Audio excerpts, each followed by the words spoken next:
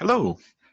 In this video, we're going to continue to talk about the JavaFX class web view, and we're going to use it to create an application that will actually parse through Markdown, which refers to a kind of syntax like a simplified HTML based on symbols rather than tags. All right, to begin, I'd like to show you an application which we've covered in a previous video. Just a basic HTML code viewer. So in this application, on the left is a text area, and then you can write some just plain old HTML code in here. Then after clicking the View HTML button, it will render it. It will render the HTML code using a web view object. And I can change this a little bit more over here. Let's see. For instance, I could maybe put in a U tag. I've got to start it and then close it, and then click the View button again. And sure enough, the correct part of the code changes.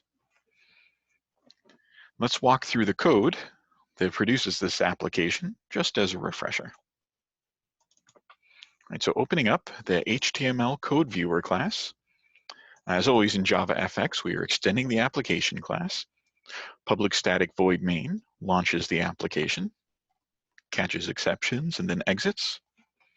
Anything which creates an application must implement the start method. So we're setting the title of the stage.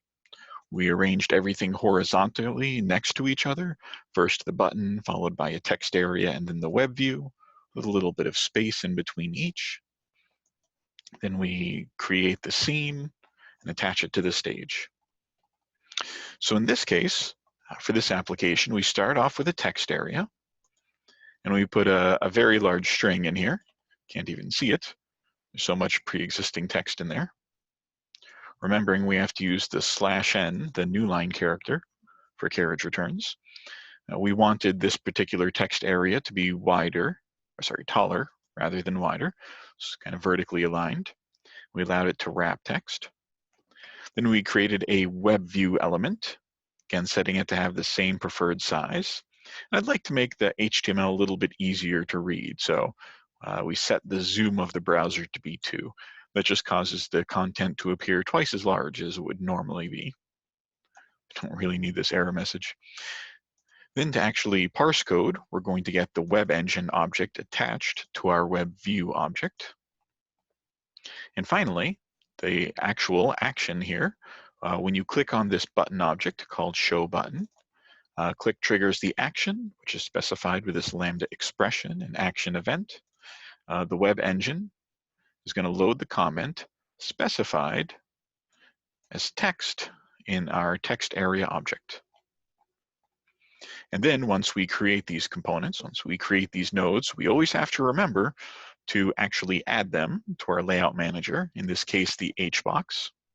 So we add a bunch of elements to its list of children, the show button, followed by our text area, followed by the web view.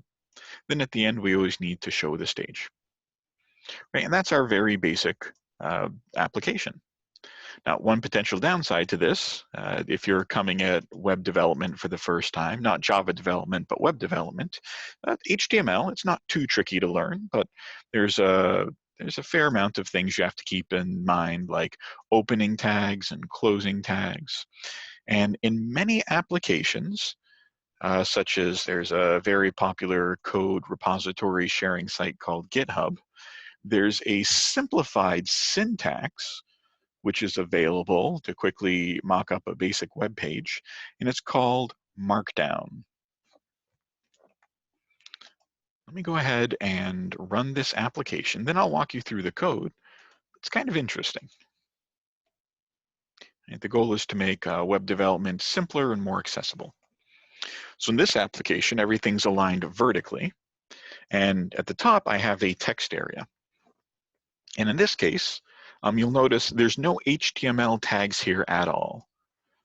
There's a little hashtag, Octothorpe right here, right before the word title, then a sequence of 3 lines. and then a bunch of text. And around some of the text, you might notice certain patterns. For instance, around the word bold, I have a double asterisk at the beginning and ending. Around the word italics, I have a double backtick. Around the word underline, I actually have a double underline here, kind of the front and the back. I have a tilde, a double tilde, surrounding the word strike, and then I actually have nested modifiers. So I have a double asterisk followed by a double backtick around the word combo, and then in reverse order, double backtick, and double asterisk. Then it has the words have a nice day, and then for some reason, the word smile enclosed in brackets. And there's a button here that says parse me. I'm going to go ahead and click on the button that says parse me. And then we'll notice the rest of the fields in this application get filled. What's happened here is the second area is another text area.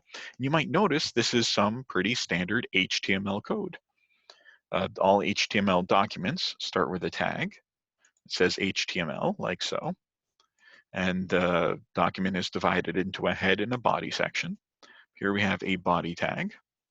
Around the word title, you have something called an H1 tag, header size 1. It's kind of like the largest header. Followed by an HR tag. HR stands for horizontal rule. That's the line you see on the web view on the bottom.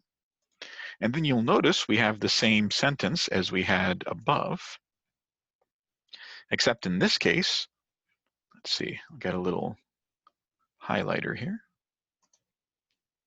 Right, in this case, where we saw the word bold before with the two asterisks, now we see the word bold surrounded by an opening B tag and a closing B tag. Similarly, italics, those double backticks have been replaced with an I tag. Underline, those double underlines have been filled in with a U tag. The strike through, and you'll see that line right through the word strike there. That's been surrounded by an S tag. And then the word combo, which was surrounded by two sets of tags.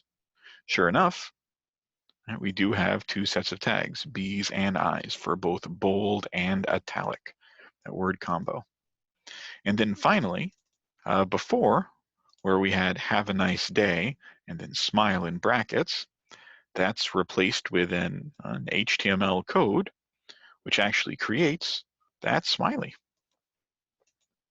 We might also notice that after the word combo, right here in the first text area, we're going on to a new line. Right? And usually, if this was just pure HTML, new line characters are skipped. But here in the Markdown, whenever there's a line break, you'll see a BR tag has been added, which forces a line to appear, a new line character in your HTML output. And then at the very end of this text area, you'll see we have a closing body tag and a closing HTML tag. It's basically your standard footer for an HTML document. And so what's happening here is this code kind of goes through two stages to get us to this point down here on the web view. And in theory, you can change all sorts of things. Right? So I could have a title, I could have a subtitle.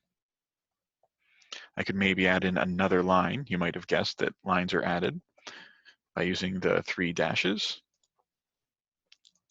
You can do other combinations. There's also other symbols you can use as well, coded in this application. I think heart's one of them. Maybe I'll make the word nice also appear in bold. And this is kind of a nice, easy, user-friendly syntax that one can get used to. If I click on the parse me element again, right, we'll see there have been some additions to our rendered web view, and there have been some changes in the text area. Right, I now have an H2, which is a slightly smaller font than H1, usually good for subtitles. You might notice that here we have a horizontal line. The word nice has been replaced in boldface. I guess heart is not one of the words that I've implemented. what have I implemented here? I implement note.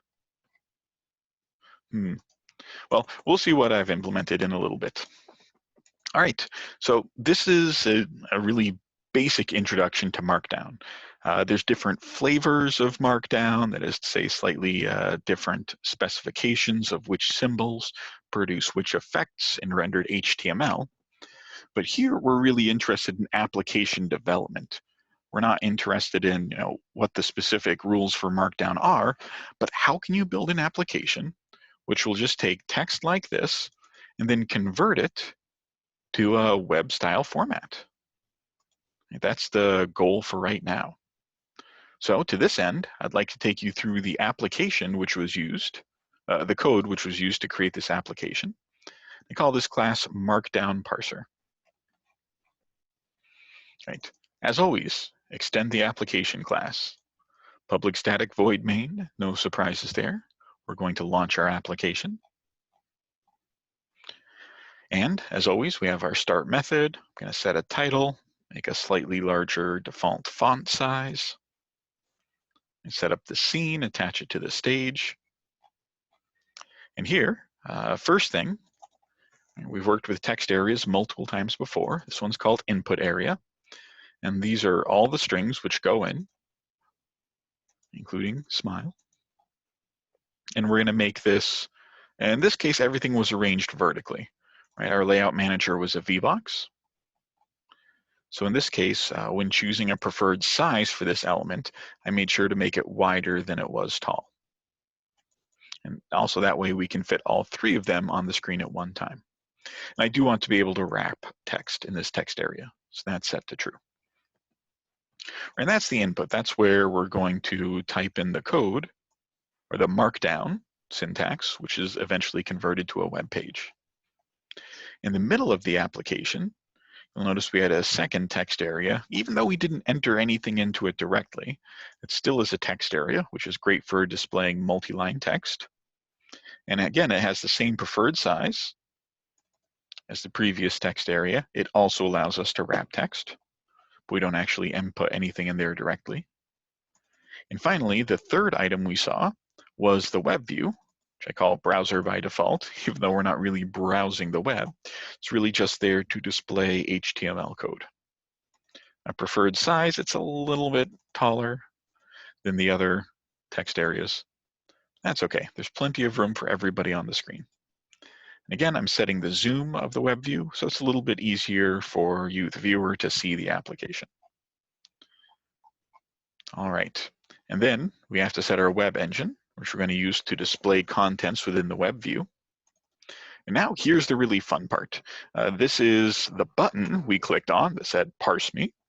And it's going to go ahead and it's going to look in the first text area. It's going to make sense out of that and somehow convert it to HTML, which renders very nicely. So when you click on that button, that triggers the action, which as usual, we're specifying with a lambda expression. All right, so to begin, the header, every web page begins with an HTML tag. In this case, we're skipping the end section. Sorry, we're skipping the head section. So next part is the body tag. That will go at the beginning of the HTML document. And then for the footer, right, at the end, we have to close the body tag. That's accomplished with a /body. Then we have to close the HTML tag. It's accomplished with a /HTML. Again, encased in these angle brackets, less than and greater than. Right, so header will go at the top of our HTML page, footer goes at the bottom, and now we need to take everything from the input area, that very first text area which was declared, we'll save that to original text, and we need to parse through it. There's lots of ways you can do this. In fact, writing a parser is a popular topic in other computer science classes. We're going to go pass through it 3 times, just for clarity. We're going to do different things each time. All right, in our first pass through the text, here's what we're going to do. We're going to look for occurrences of particular kinds of text. Right, so for instance, if one of the lines begins with a single hashtag or a single octothorpe or grid symbol, followed by some text and a new line, we're going to replace that sequence. Right? If there's just one grid symbol, we'll replace that with H1 tags, and we'll put the text in the middle. If there's in fact two of these, we'll have H2 tags. And if there's three, I'll use H3 tags. Other things we can also replace. I don't know what that means. We can replace each triple line. We'll replace that with a horizontal rule. And every time there's a new line character, we'll replace that with a break tag, which forces the browser to skip on to the next line of text. All right, so to scan through our original string, we're going to go ahead and create a scanner object. You might be used to using scanners to listen to keyboard input. You might be used to listening or using scanners to kind of parse through a text file. You can also use a scanner to parse through just a string, which is what we're going to do here. And then we'll save the result to something called modified text. And so we go ahead and initialize that scanner. And we're going to go ahead and get each line one by one. So as long as the scanner has another line of data waiting to be processed, we're going to go ahead and get that entire line of data and store that in the string called line. Now we have to figure out if it falls into any one of these particular cases. So for example, if the line starts with a single grid symbol followed by a space, right? In that case, what I would like to do is I'd like to get everything after this in the line, right? After the grid and the space, get the rest of the contents of that line. In other words, we're getting a substring of that line starting at position 2. And I'm just going to store that back into line. And then what are we going to do? Well, this is everything which appears after the grid symbol. Right, so I'm going to surround that by H1 tags, as we described before. That'll be our new line of modified text. We're using plus equals. This gets appended onto modified text. And just to make it look nice in the text area where we display the HTML, we can also add a new line there. Again, this has nothing to do with the way it actually gets displayed by the web viewer. This is just for purposes of using the text area. The other cases that we have, right, if the line starts with 2 grid symbols and a space, right, then we want to get the rest of that line. So again, that's a substring of our original line, right, starting at index 3. And we'll put the contents of that line in between H2 tags. Another case is, what if the line begins with 3 grid symbols? In that case, right, that corresponds to our H3 tag. And so if this is what our line starts with, then we're going to get the rest of the line. So that's a substring starting at index 4, right after that grid space. And we'll append that onto our modified text. If the line starts with 3 dash symbols, right, in that case, that's going to visually represent a horizontal rule, a line going across our website. That's accomplished with a tag HR. Right? In this case, another interesting thing is that we don't care about the rest of the contents of the string. Right? So in this case, right, if there's something which appears on the line after this triple dash, then it's going to get discarded entirely. Notice we don't get a string in this place. Right? And in this case, it could be useful to create something like this to serve as kind of comments in HTML. There are comment characters, but they're not implemented by this particular parse down marker. Right, so if the line starts with these 3, we'll replace that with a horizontal rule. And if we're not in any one of these cases, what we're going to do is, well, at the end of this line, right, this represents a single line within the text area. I'm just going to take the contents of that line and then put a BR tag at the end. And again, typically HTML readers, like a web browser, they will ignore returns which occur in a text document, unless you specifically say break onto the next line with a BR tag. Right, so this handles that for us. And that represents the first pass. We take the original text and then we're going to do some replacements and we produce something called modified text. Now let's go on to the second pass. Right, in this case, we're going to take care of all the font formatting tags. In particular, we saw that there were 4 different pairs of symbols which we used to indicate certain formatting should take place. We used a double asterisk to indicate bold text. That corresponds to the HTML tag B. We used a double backtick. Right, this is not a single quote. This is a different symbol called a backtick. We used 2 of those to represent italicized text, which corresponds to the I tag in HTML. We used a double underscore to represent underlined text, and represented by the U tag, and a double tilde to represent strike-through text, which is also represented by the S tag. And so those are the 4 pairs of symbols that we're going to want to scan through. But one tricky thing about this part of the parser is that when we find each one of these, it's not quite as simple as just putting a B tag or an I tag in its place. We have to keep track as to whether or not this is an opening tag or a closing tag.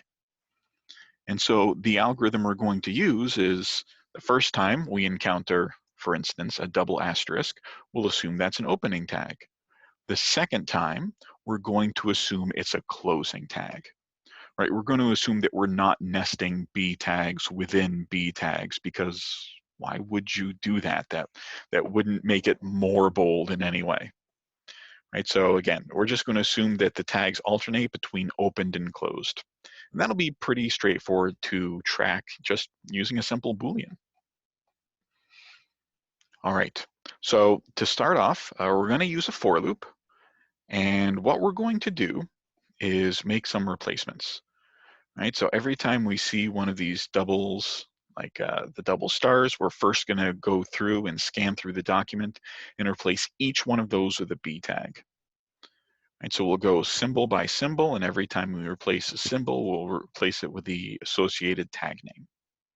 Also, there's a Boolean, which is going to keep track as to whether it's the first or third or fifth one that we've encountered, meaning is it a start tag or is it an ending tag? All right, now what we're going to do is, instead of going line by line with a scanner, we're going to go through modified text. Remember, modified text is one big string which contains all of our text. We want to see if it currently contains the symbol that we're investigating, right? Whether that's one of these 4 symbols up here, right? If so, let's find out where it is positioned, right? The index where it starts. And then what we're going to do is we're going to get all the text before that symbol, right? This is the string before symbol. So we'll get everything from the beginning of modified text up to that symbol. Then we'll get all the text which appears after that symbol. That's 2 spots after where it starts. And we'll save that substring of text into the variable after symbol. Right, and then we need to produce the tag. Tags, remember, they start with a less than and end with a greater than, or as I sometimes call them, angle brackets. And either this tag name, B or I, U or S, is going to fall into one of these 2 cases, depending on whether it's a starting tag or an ending tag. And the only difference between those is the presence of a slash, and the slash indicates that it's an ending tag. And so depending on the current value of tag start, we're going to produce a string which stores the tag in it. And then we're going to set the modified text to be, well, everything which was before the symbol. Then we're replacing the symbol, the double asterisk, for example, with a B tag. And then all the text which occurs after the symbol.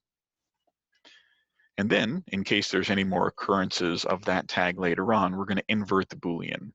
So if tag start was equal to true, not tag start is equal to false. So this changes true to false, or it would change false to true.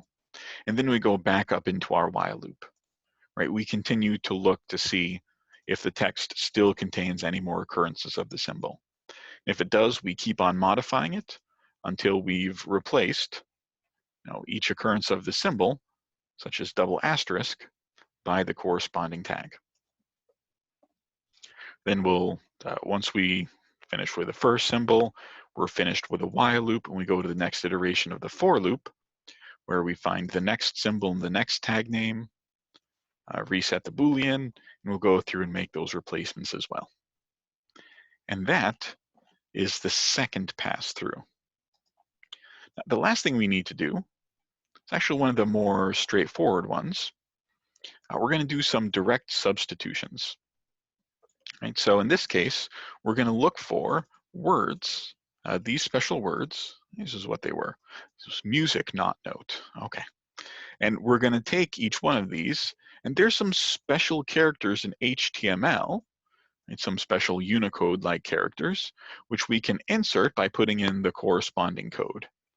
Now, most people aren't going to memorize these codes, and you could look them up pretty easily on the internet. It's easy, but it's time consuming. And that's why you have something like Markdown to try to make your life a little bit easier. So this just uses the string function replace to replace every instance of text like this with this code, which again is HTML for inserting a particular symbol. And so for inserting a smiley character or a heart character or a sun character and so forth. And that's our third pass through. At that point, we've processed all the Markdown we're going to process. We're done with modified text. We're going to add on the header. Remember, that's the string consisting of HTML and body. Footer is a string consisting of close body and close HTML tags. Combine all those strings, HTML assemble, into a string called content. And we'll go ahead and we'll put that in the HTML area, right? So you can see how the text gets compiled into HTML, but also, since content contains HTML code, it can be processed by the web engine and then displayed in the web view. Again, with a load content method, which we've seen used before. Right? And that's the heart of the program. It just goes through the text and makes those substitutions. And of course, after we've created all this functionality, it would be a shame if we forgot to add the components to our application. So as always, we're going to add everything to our screen. Right? These are all arranged vertically in the root object, and then we go ahead and show the application. And that's how you create your own Markdown parser.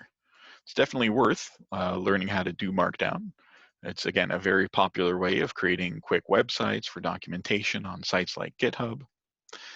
And also, it's useful to start thinking about how you would parse a text document. Perhaps someday you'll take a course in compiler construction, for example, and parsers are very important there. Thanks for listening.